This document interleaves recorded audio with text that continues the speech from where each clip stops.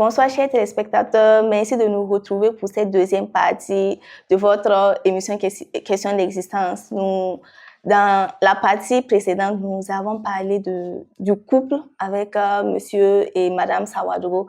Nous avons exploré ce que c'est que le couple, comment fonder une relation sur des bases solides et tout. Donc, dans cette deuxième partie, nous les recevons à nouveau. Bonsoir, monsieur Sawadro. Bonsoir, madame Sawadro. Bonsoir à vous. Merci d'être toujours avec nous. C'est avec plaisir. Alors, pour continuer ce que nous avions commencé dans la première partie, comment est-ce que vous pensez que la routine peut affecter l'intimité du couple? C'est vrai, d'autres disent que la routine, c'est un poison dans le foyer. Pourquoi? Parce que après un certain nombre d'années de vie, tout devient maintenant de l'automatisme. Alors, c'est la routine, chacun part à ses occupations professionnelles, on revient le soir, c'est pour manger, prier, et pourquoi pas faire l'intimité conjugale, toujours de la même manière. Donc, il est important que dans le couple, là, il puisse quand même innover sur pas mal de choses. D'abord, le fait même de sortir, prendre de l'air ensemble, se balader, aller prendre un coca, revenir, c'est déjà sortir de cette routine quotidienne. Mais vous ne pensez pas que souvent c'est à cause des enfants? Parce que avant les enfants et avec les enfants, peut-être c'est pas la même chose. Donc, Oui, c'est vrai, mais rien ne vous empêche de sortir avec les enfants. C'est vrai, quand ils deviennent, bon, nous, nos enfants sont devenus grands. Et quand ils étaient grands, d'ailleurs, quand je me dis à mon épouse, bon, lève-toi, on va sortir prendre de l'air, j'avais un garçon qui me dit que, mais papa, même ici, il y a de l'oxygène. Donc, si les enfants sont grands, ça ne pose aucun problème. Mais quand même, quand les enfants ne sont pas grands, rien ne vous empêche de les embarquer. Vous partez ailleurs, vous causez, vous échangez, vous prenez un petit coca, pourquoi pas manger même si vous voulez. Je me permets de rentrer un peu dans votre intimité. Oui. Comment monsieur et madame Sawadro sont arrivés à faire 37 ans de vie de couple? C'est un exploit. C'est vraiment... C'est vrai qu'au départ, quand on se mariait, nous n'étions pas protestants. On n'était pas dans la foi. Bon, on s'est mariés. Il y a eu des difficultés, ça, il ne faut pas le mentir, parce que dans tout couple, on ne peut pas éviter certain nombre de difficultés, certain nombre de conflits. Mais au fur et à mesure, c'est comme je dis, au fur et à mesure que nous cheminions ensemble, on apprend à connaître l'autre. On apprend à adapter sa manière de faire. Et quand nous sommes devenus maintenant, nous sommes rentrés dans la foi, nous avons eu une autre vision du mariage. Et nous savons que ce que nous avons fondé, c'est vraiment, selon la parole de Dieu, on ne peut pas dissoudre sur un coup de tête le mariage. Mais dès lors qu'on se dit qu'on est maintenant ensemble pour le meilleur et le pire jusqu'à ce que la mort vous sépare, mais on ne fait pas n'importe quoi. On essaie quand même d'alimenter les choses. Quand il y a un conflit, on résout sainement parce que nous sommes sûrs qu'on ne peut pas abandonner l'autre. Si la vision du mariage se limite aux relations sexuelles, avoir des enfants, moins de choses vous allez vous abandonner. Mais quand la vision du mariage va au-delà des choses terrestres et vous voyez dans votre mariage une bénédiction même pour le paradis, on ne fait pas n'importe quoi. Je pense que ça a été vraiment un fondement important dans notre manière de vivre. D'accord. Voilà. Et Madame Sawadro? Ce qui a fait perdurer notre relation, il y a la communication, il y a le respect et il y a le pardon. Je pense que ces trois éléments-là, en tout cas, nous ont beaucoup aidés à rester fermes dans notre engagement. Surtout peut-être avec des tempéraments différents. Monsieur n'a pas un tempérament chaud, hein? C'est que comme il est enseignant, il bavarde beaucoup. Sinon, en tout cas, bon, ça va. D'accord. est-ce que le manque de reconnaissance ou d'attention peut affecter le couple? Ben, c'est même pas que ça peut, ça va affecter le couple. Je prends même le cas, certains hommes, par exemple la femme qui est au foyer, et chaque jour, le mari vient, il ne reconnaît même pas l'effort que cette femme-là fait pour entretenir la maison, entretenir les enfants, préparer et faire le ménage, laver le linge. Et chaque fois, qu'est-ce que tu fais même? Quel travail toi tu fais dans cette maison? C'est frustrant, c'est blessant. Et quand à chaque fois, l'homme sermonne la femme, ne reconnaît pas sa valeur, c'est clair que la femme va vivre de réelles blessures.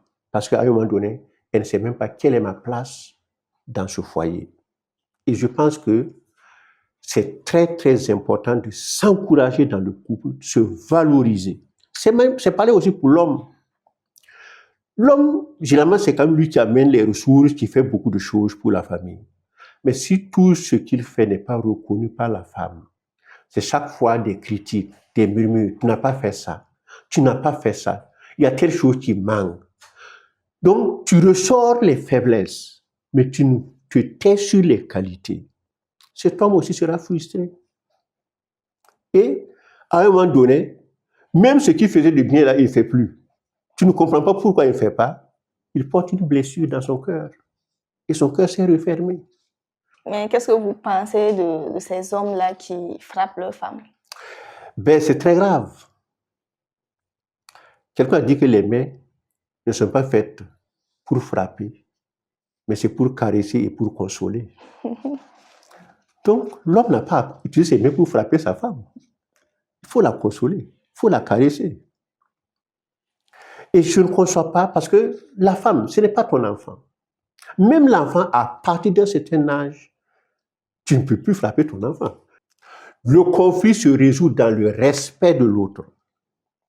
On s'assoit, on échange, on voit qu'est-ce qui ne va pas, qu'est-ce qu'il faut améliorer.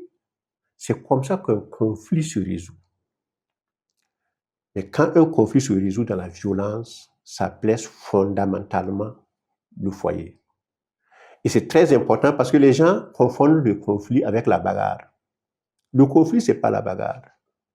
Le conflit, c'est une opposition, une contradiction qui existe entre deux personnes ou un groupe de personnes. C'est ça le conflit.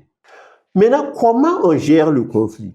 C'est la gestion du conflit qui peut conduire à la bagarre, à des coups de poing, à la violence. Donc, il faut que dans le couple, on fasse la différence. Le conflit est normal. Mon épouse et moi, nous n'avons pas toujours les mêmes manières de voir les choses. Par rapport à une situation, nous n'avons pas la même vision. Donc, il est clair qu'il peut y avoir des oppositions par rapport à des prises de décision. C'est l'opposition, la contradiction qui est le conflit. Comment nous résolvons maintenant cette contradiction? Voilà le problème. Quand la contradiction est résolue dans le respect de l'autre, et vous avez trouvé une solution consensuelle, ça fait grandir le couple. Parce qu'au sortir du conflit, vous savez qu'est-ce que chacun attend de l'autre, de quoi l'autre a besoin, et tu regardes ta manière de faire pour prendre compte. Mais quand le conflit est résolu par la violence, vous vous insultez. Ce sont les voisins qui vous écoutent. Déjà, vous vous dévalorisez vis-à-vis même de vos voisins. Madame Sawadro, dans le cas où, malgré tout ce que M. Sawadro a dit, on essaie de régler tout, il n'y a pas une bonne suite, il y a toujours des mésententes, la bagarre tout le temps, les voisins viennent séparer. Est-ce que dans ce genre de cas, vous prônez le divorce? Pas du tout. Vous pouvez faire une approche. Vous pouvez appeler soit un de vos témoins, soit un parent, soit le pasteur, comme nous sommes dans la foi. On peut faire appel à un parent, soit au pasteur, soit à un ami, soit à un témoin qui est assez mûr pour vous aider à résoudre votre problème. On ne doit pas aller voir n'importe qui. Pas voir quelqu'un qui n'est pas mature, tu lui exposes ton problème. Sois sûr que ton problème ne sera pas résolu. Donc, il faut chercher quelqu'un de mature pour que cette personne, en tout cas, puisse vous aider à résoudre votre problème. Sinon, divorcer là n'est pas la solution. Mais si malgré tout ça, il n'y a pas de changement. L'homme peut subir comme la femme aussi peut subir. Ah bon? Oui. La violence fait aux hommes alors? Pourquoi il y a la violence conjugale dans un couple? Il y a une violence conjugale quand on n'a pas une bonne vision de ce que c'est que la soumission, de ce que c'est que l'autorité, quand on n'a pas une bonne vision de ce que c'est que l'obéissance, une bonne vision de comment un conflit doit être résolu, c'est ça qui conduit à la violence conjugale. Dans le concept du couple chrétien, la seule chose où vraiment la Bible, à la limite, permet le divorce, c'est le cas d'adultère. Pas les autres futilités. Mais même dans le cas d'adultère, quand on se dit que le conjoint ou la conjointe est tombé simplement dans un acte, en tout cas, et il est prêt à se ressaisir, et quand on s'assoit, on traite clairement ce problème d'adultère, le couple peut encore repartir, tourner la page et reconstruire encore quelque chose de solide. Un autre point important, c'est quand la violence conjugale est au point de menacer même la vie du conjoint ou de la conjointe. Là, il y a un problème. Parce que si effectivement on force la réconciliation et que le type même peut perdre sa vie, le partenaire peut perdre sa vie, il y a problème. En ce moment, si effectivement il n'y a pas de changement notable, il n'y a pas de promesse ferme qu'il n'y aura pas d'autres difficultés, ça sera difficile. Malgré toute notre bonne volonté, le couple va se séparer. Quels sont les signes qu'un couple est en train de s'éteindre? Et comment est-ce qu'on peut raviver la flamme dans ce cas? C'est vrai, il y a beaucoup de signes qui montrent qu'un couple est en train de s'éteindre. Quand par exemple dans le couple, il y a des conflits récurrents, tous les jours, ce sont des conflits. Il faut faire attention. Le conflit est quelque chose de normal, comme on vient de le dire, parce qu'on n'a pas les mêmes visions. Mais quand c'est tous les jours, ça veut dire qu'il y a un problème, un malaise dans le couple. Et là, vraiment, il faut le voir pour que vous puissiez vous asseoir et puis échanger pour en tout cas assainir le climat dans le couple. Un autre point important, c'est quand il y a des mensonges, des cache-caches, des infidélités qui animent la vie du couple. C'est un signe qu'il y a problème. Il y a problème dans le couple. Qu'est-ce qui amène ces mensonges, ces infidélités? Là, c'est à débattre entre vous, mais il y a un malaise qu'il faut résoudre, sinon le couple est en train de s'éteindre. Alors, quand le couple aussi vit dans des suspicions, c'est-à-dire on ne se fait plus confiance, quand un part tourne le dos, il faut fouiller dans ses portables, fouiller dans ses habits, pour voir qu'est-ce qu'il cache. C'est récurrent. C'est peut-être pour voir, pour ne pas être surpris. Oui, mais quand on arrive à un tel manque de confiance, ça veut dire que dans le couple, dans votre manière de vivre, il n'y a pas de la transparence. Sinon, il n'y a pas de raison. Alors, quand il y a la violence conjugale dans le couple, ça aussi c'est important que le couple fasse beaucoup attention. C'est vrai, quand on parle de violence conjugale, les gens voient d'abord les coups de poing. La violence conjugale va au-delà des coups de poing. Ça, c'est ce qui est physique et tout le monde voit. Et parfois, des couples disent, oui, je ne l'ai jamais frappé, je ne l'ai même pas insulté, pour se justifier qu'eux, ils ne vivent pas de la violence. Quand, par exemple, la femme t'apporte le repas, tu refuses de manger, c'est de la violence conjugale. Donc, vous voyez qu'il y a beaucoup d'aspects de violence conjugale qui se vivent dans les couples et on n'en sait pas. des humiliations. C'est de la violence conjugale. Et généralement, la violence physique même est moins grave que la violence psychologique. Parce que quand le couple subit de la violence psychologique, ça peut apporter de la dépression. Il y en a même qui finissent par se suicider. Et c'est très, très important qu'on fasse attention. Donc, dès lors que la violence rentre dans un couple, il faut faire attention. D'accord. Est-ce qu'on peut retenir que le couple Sawadro est un couple qui a réussi à traverser toutes les épreuves, qui a réussi à cheminer ensemble? Vous êtes un modèle de couple. Bien. Alors, je suis d'accord que vous disiez qu'on a traversé des épreuves, on a surmonté des difficultés et nous sommes encore ensemble, mais nous ne sommes pas un couple modèle. Je vais dire pourquoi. Un couple modèle, ça veut dire que vous avez traversé, on a pris tous les couples, ils ont traversé les mêmes difficultés, les mêmes épreuves et il y a eu des vainqueurs. Ce n'est pas le cas. Chaque couple a ses difficultés. Chaque couple a ses épreuves. Donc l'enjeu est que le couple puisse traverser ses difficultés, traverser ses épreuves et rester toujours ensemble.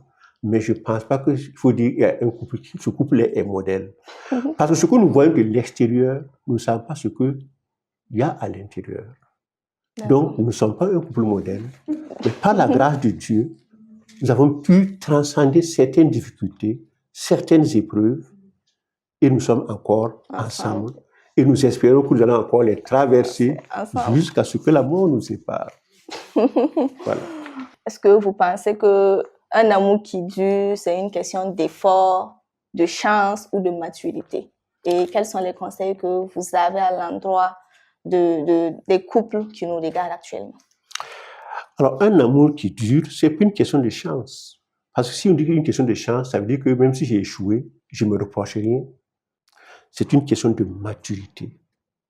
C'est une question d'effort.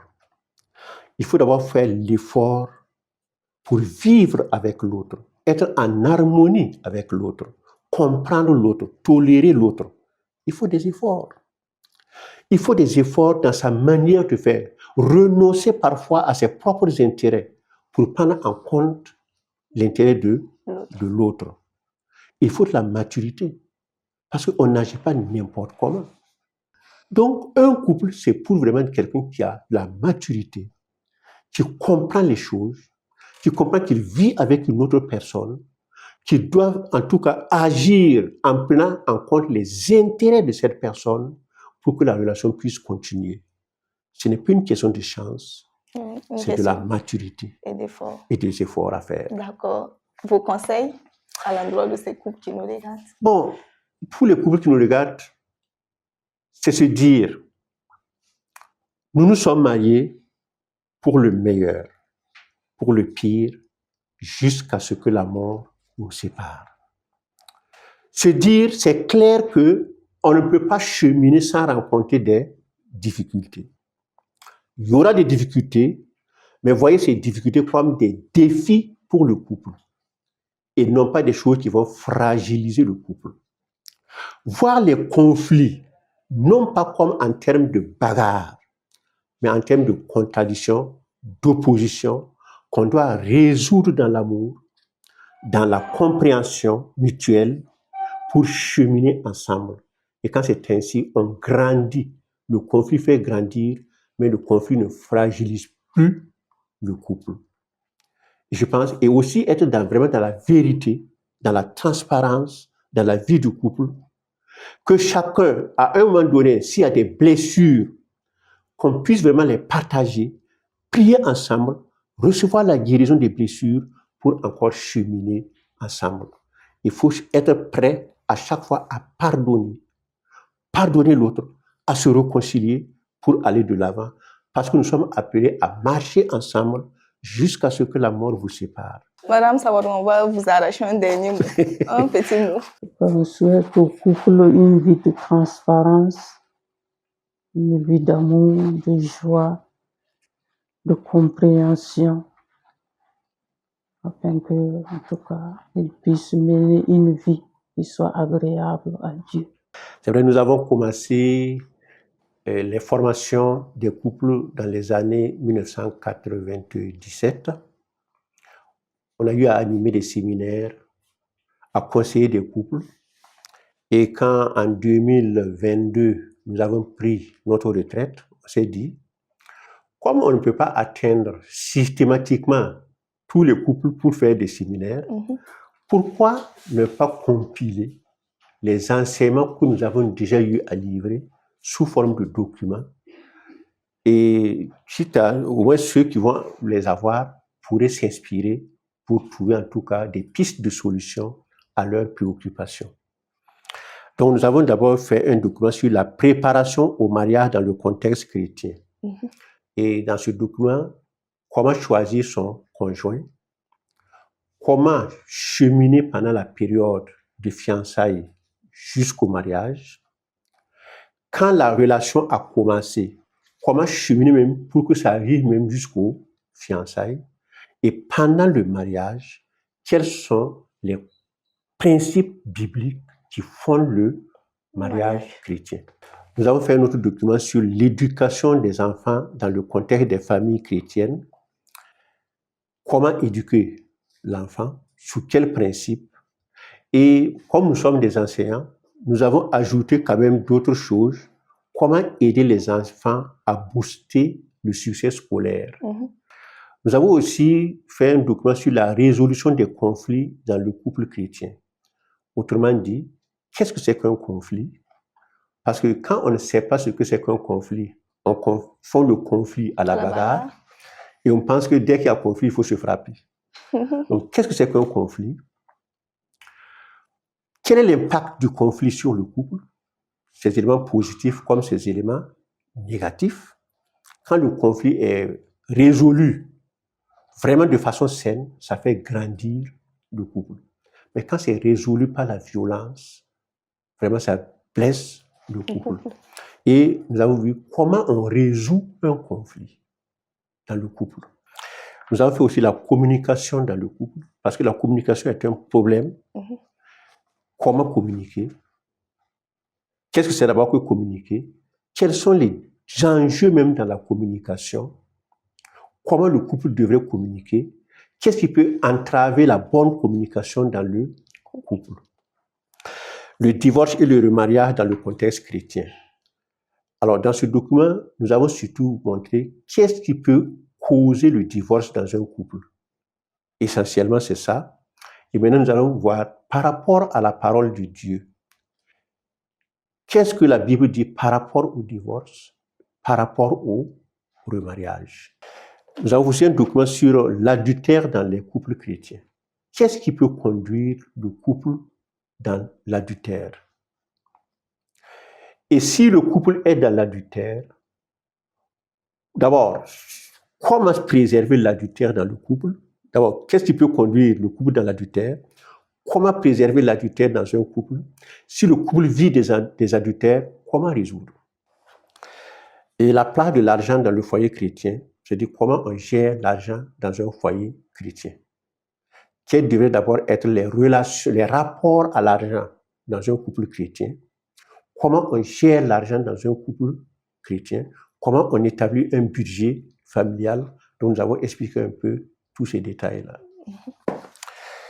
Les relations sexuelles dans le couple, bon, comme on le dit, comment effectivement, quels sont les enjeux des relations sexuelles dans le couple, quelle est leur importance, comment faire pour que ce soit un plaisir partagé et quels sont les obstacles éventuels qui peuvent miner les relations sexuelles dans un couple. Et où est-ce qu'on peut s'en procurer? Bon, c'est vrai, c'est généralement dans les églises que j'ai déposé certains documents. Bon, mais peut-être ceux qui veulent, s'ils me contactent, on peut toujours voir où est-ce qu'on peut leur donner ça. Votre contact? Le 76 64 15 34. Merci, monsieur et madame Sawadro. Merci pour avoir accepté notre invitation.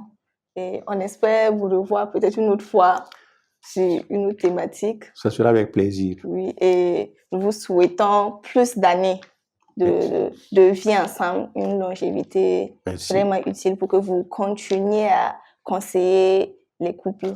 Merci afin beaucoup. qu'ils restent longtemps ensemble. Merci beaucoup. Merci. En tout cas, que Dieu vous bénisse. Amen.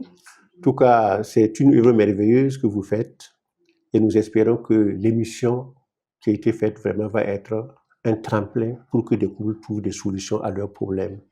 Et ça sera vraiment notre choix.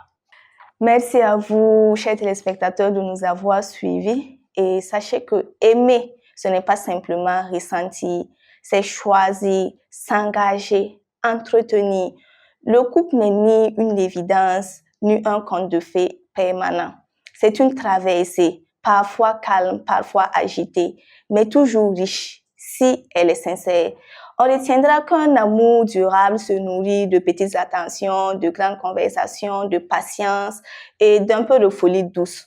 Et peut-être qu'en fin de compte, il faut aimer avec maturité à deux. C'était Question d'existence et à très bientôt pour un autre numéro. D'ici là, portez-vous bien. Bye bye.